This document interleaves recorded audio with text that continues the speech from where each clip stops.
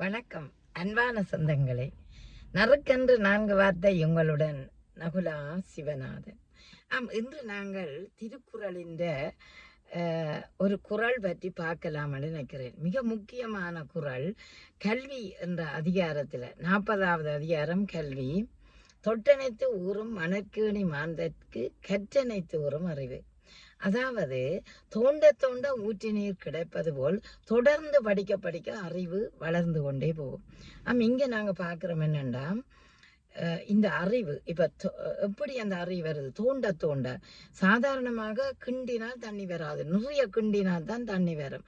அதுபோலத்தான் ஆழமாக நாங்கள் படித்தால் தான் எங்களுக்கு அறிவு மேலோங்கும். அதாவது நல்ல ஆழமாக அந்த அறிவை பெற வேண்டும் என்றால் நாங்கள் நன்றாக படிக்க வேண்டும், முயற்சியோடு படிக்க வேண்டும். அந்த முயற்சியோடு படிக்கும்போது தான் எங்களுக்கு உயர்ச்சி உருவாகும். ஆகவே ஆழமாக நீங்கள் ஊன்றி படியுங்கள். நன்றி, வணக்கம்.